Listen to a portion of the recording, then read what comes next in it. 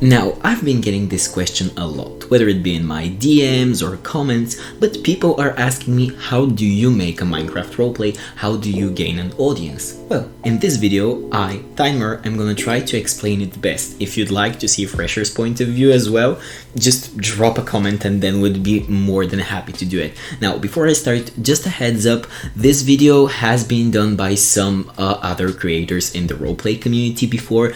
Check them out, they've all given their amazing takes on how to do such an elaborate project, and in today's video I'll be giving mine, so let's begin. In this video you'll catch me referencing In Your Arms a lot, since that is the video that basically boosted our channel, that started the actual forming of a community around our channel, so you see me refer to that series quite often. So firstly, let's start with the script, because everybody needs a story. Now, I personally suggest thinking of a story that will interest people. Now, people, when they try to get something popular, always tend to go for basic ideas that have been overdone. In my opinion, yes, everybody can have their amazing takes, and there are some stuff that are undeniably going to be in your project, most likely romance, for example, action, maybe horror if you're into that, but I feel like you shouldn't always center your roleplay around something that is for sure popular. For example, don't make a roleplay around the characters being in high school just because you think that that will be watched. Make your characters be in high school if you feel like it would be good for the plot, if it goes with the plot, if you have good ideas, not simply for the purpose of them being in such a demographic. And experiment. Now, as an example, I will give our series Mystery Lies. We wanted to do something very different from In Your Arms because we just came out of a series that had 2 seasons of romance, and we wanted to break things up, and we were kind of scared about Mystery Lies because although, yes, we made things and the community has also given the feedback that the idea was creative, it's not something that's typically the plot of a roleplay series. It's the plot of, let's say, an HBO Max or a Netflix series, an actual series in real life with acting. And now Minecraft roleplays are an amazing thing. We have an amazing community, the Minecraft roleplay community. However, there are some stuff that sadly cannot be applied to creating series in Minecraft that can be done to a series in real life. Now, as you've most likely seen, me and Fresherr, we try to push these boundaries, and not certainly visually. We like to make our scripts to liken them to a real series. Of course, we have some limitations. So for example, let's say we have a certain scene. We want the character to move in a certain way. Now here we have 2 options. One option is to try to recreate it through NPC, or the other option is to make drawings, or if we want the scene to be more influential, we request the drawings. Now we'll get into that because I am certain that sadly for first projects it's kind of hard to find artists who are willing to devote fully to your project and give you drawings and stuff like that. So I'll get into that in a second. So I suggest that when you design scenes, when you design the set that you're going to build in Minecraft, I suggest that you go for doing whatever you feel like doing. However, keep in mind the limitations that you're gonna have. Now, if you yourself can draw, that's great. Draw a few scenes that cannot be made with Minecraft's relatively unflexible characters. If you're good with NPCs and feel like you can make like motion captured scenes, then go with that, of course. But here, keep in mind your limitations and your possibilities, of course, when you're writing Minecraft scripts. For example, something that's lovely about Minecraft is that you want your characters to be in a castle in another dimension, then you can just build it. You have no limitations to that. So again, let's summarize the script part. I suggest that you should do a script that you like. Try to do something original, because contrary to popular belief, doing something that's incredibly popular, for example, placing your characters in a certain environment just because most people do that, I don't think that's necessarily the best strategy. Now, of course, if you have a plan for your characters being in a high school, for example, and there being romance, yes, it is a very popular scenario. However, do it, because everybody has their own unique take, and who knows, maybe your take will be different from the others and be something good, like how I feel that In Your Arms happened. Yes, we had those basic scenarios. We had a romance, we had the environment was a high school, we had the typical mean girl, which was Olivia, which was kind of a psycho girl, not just a mean girl, but yeah, anyways. And then, look, it turned out good. So now let's move to the next thing. The next part is actually finding a team. Okay, so for voice actors, you can do Casting Call Club. It is a website which I am aware that most of you are familiar with, but still I'll just give a brief explanation to fill you guys in. So Casting Call Club is a website for voice actors and artists. However, for artists, body actors and everything else, I usually prefer doing something else, which we'll get to later in this video. So let's just focus on the voice acting part of Casting Call Club. It is an amazing platform. It automatically pushes your project to a wider audience. You can get tons of auditions even if you don't have an audience. For reference, when we started In Your Arms, we had like a few hundred subscribers, mostly inactive. We didn't have an active audience at all, aside from like a few studio members who have been with us since our very first series, Outbreak. Shout out to them. And we managed to gain, I think it's 168 auditions over the month in which the casting call was released to the public. It was available, it was present in the site. So it definitely can give you a platform, and that is amazing. Also, with the casting call, I suggest that you do a casting call video to YouTube, just so that you can let that small audience know that yes, you are in fact hosting a casting call. Try to get the word out in platforms. There are Discord servers in which the creators are okay with you promoting their casting, some casting calls, videos and stuff like that. It really depends on the community. However, please keep in mind that is something that I had to learn kind of the hard way.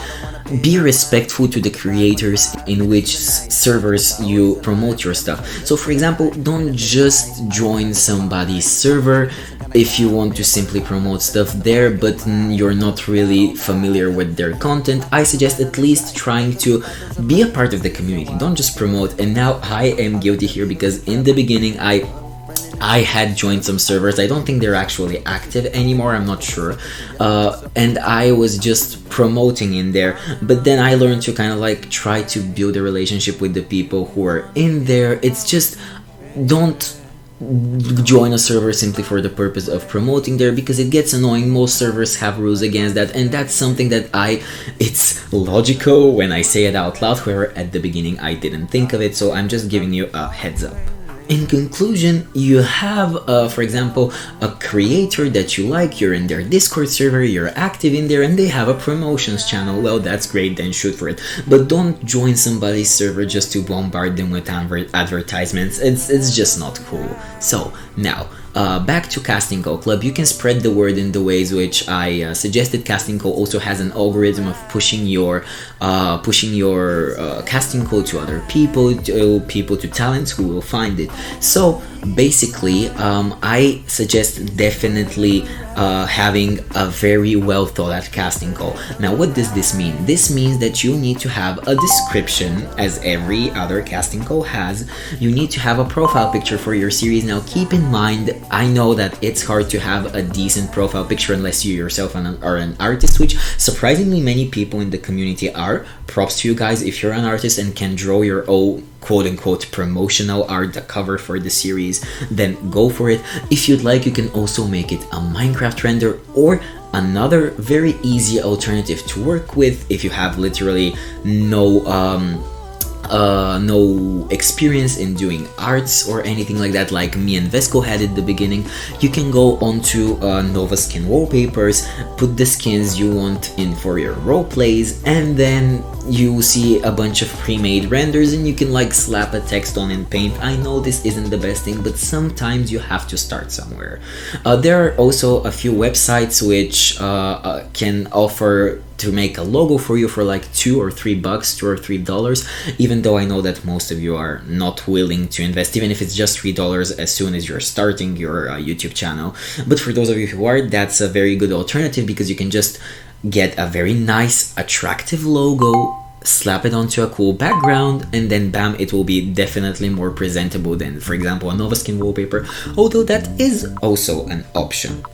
Now here in handy comes the part where I explained about the video on YouTube. So the video on YouTube, you can check out the way we did our videos. We try to do like a different, interesting method of introducing characters and introducing a casting call to our audience. So for example, in Your Arms, I was just giving a brief overview of the story, Whether as in Mystery Lies, what I did was I tried to make it like as a news broadcast where I present the characters and kind of the casting call and the deadlines and stuff, because you know Jose is a news reporter. And then in Richard Heart I did something else. I kind of showcased the script, the character art and the set that I built in a different way. It was kind of like character by character, it was sectioned out. So those are just some ideas. I suggest, again, it's the same as your actual series. Try to make your series stand out, try to make your casting call video stand out, because it needs to get views. Now, I'm not going to lie to you here, there is a dose of luck. For example, but please be patient, because patience is key, and I know how tired you may be of hearing that, but I'm sure that as soon as you get your stuff together, as you start to be serious, things will work out as they did for me and Fresherr. Because for example, before that we didn't have a proper schedule, we didn't have anything, and then series were not working out. Well, we were uploading 1 episode per month, so what did we expect? We had literally no schedule. Yes, another thing is, let's say now that you've gathered voice actors, or even if you haven't gathered voice actors, don't worry, it will happen soon. Maybe if you see that no matter how much you like an idea, if you see that its reception is not good, for example, the casting call is not well received, then I suggest try to alter the idea or looking into another idea maybe. Speak with friends, ask them what would you be interested in watching, learn what the community likes, anything. And for example, our Discord channel, it has a questions channel, and in there you can ask all sorts of questions. So we personally wouldn't mind as creators if you guys looked for inspiration there. Like you asked, guys, what would you like to watch as a series? Another thing, you can take inspiration from literal series. So for example, I'm watching a few series on HBO Max and one on Netflix right now. Oh boy, I love some of the series, I love the creativity. Don't be scared to be inspired by stuff. It's not copying to be inspired. And of course, there is a difference actually between inspiring and copying word for word.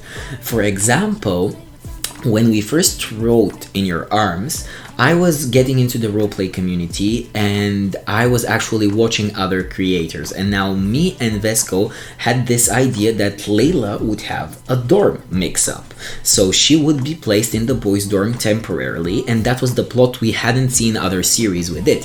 However, as I started watching series, I watched Nexi's Enchanted Kiss series, and I saw that her series start with kind of the same plot. The series are very, very different. I suggest checking the series out. It's an amazing series. It's very well done.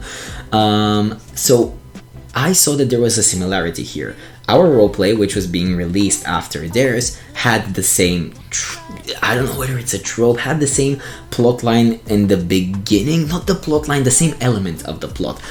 A girl who is placed in the boys' dorm due to a mix-up. Now, what I did, because I didn't want to cause any confusion, and me and Fresherr, we discussed that, and we were like, okay, so we're actually willing to alter this series if the creators of the other series are not okay with it. So I messaged them and I was like, hey, just a heads up, me and my friend and my partner, we want to start a series. We wrote the script, and the script actually starts with blah blah blah, with, you know, the room mix-up, and we saw that your series has a room mix-up as well, so we don't want it to seem like it's copying.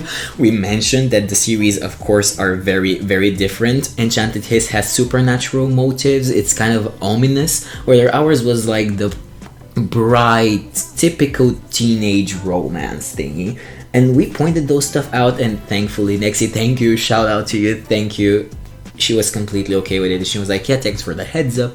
So, of course, if something happens, what I'm trying to say here, communication is key. Once you build a studio, not necessarily an audience, but a studio, you have people who are helping you. Communication is key. Be consistent, have a consistent deadline for your voice actors. Don't just throw them lines randomly and expect them to complete whenever you want them to, because that's not going to work.